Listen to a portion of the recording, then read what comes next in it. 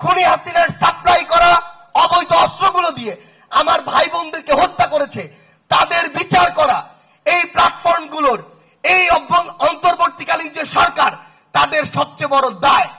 যদি এটা তারা তাদের জায়গা থেকে করে যেতে না পারে, এটাই তাদের সীমাবদ্ধতার এবং ব্যর্থতার সবচেয়ে বড় প্যারামিটার হবে।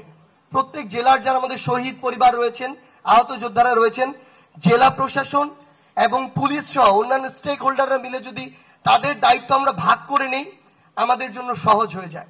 তাদের জন্য যদি আমরা তাদের যোগ্যতা অনুযায়ী শহীদ পরিবার থেকে একজন করে হলেও চাকরির ব্যবস্থা করি, আমাদের দায়িত্বগুলো সহজ হয়ে যায়। আমরা এই অন্তর্বর্তীকালীন সরকারকে হুঁশিয়ার করে দিতে চাই, যদি আপনাদের জায়গা থেকে আপনারা এই দায়িত্বটুকুর ক্ষেত্রে বিন্দুমাত্র গড়িমসি করেন, এই বাংলাদেশে আপনাদের মুখ দেখানোর আর কোনো পথ থাকবে না। আমরা শুধু আপনাদের সকলের উদ্দেশ্যে এবং স্পেশালি বাংলাদেশ পুলিশ নামক প্রতিষ্ঠানটির উদ্দেশ্যে একটি কথা বলতে চাই। বারবার পুলিশের নাম কেন বলা হয়?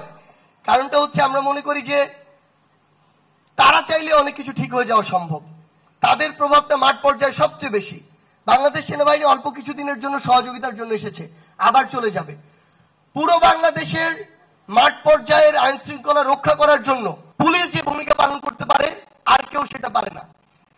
যাদের কাছে প্রত্যাশা সবচেয়ে বেশি, তাদের কাছে চাওয়াগুলো বেশি হয়। আমরা এখন আপনাদের প্রতি আস্থা হারাইনি, সেনাদের কাজের মাধ্যমে প্রমাণ করতে হবে।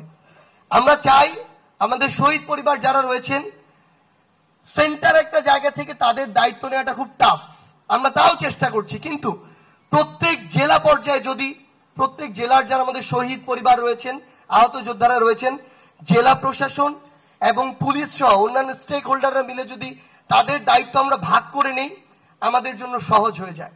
তাদের জন্য যদি আমরা তাদের যোগ্যতা অনুযায়ী শহীদ পরিবার থেকে একজন করে হলেও চাকরির ব্যবস্থা করি, আমাদের দায়িত্বগুলো সহজ হয়ে যায়। আমরা আপনাদেরকে অনুরোধ করব, আপনারা কাজের মধ্য দিয়ে আপনাদের পাশে থাকবেন এবং আমরা শুধু আপনাদেরকে কথা দিতে চাই, জীবনের বিনিময়ে হলেও এই অভ্যুত্থানের স্পিরিট রক্ষা করার জন্য আমরা আমাদের সর্বোচ্চ চেষ্টা করব।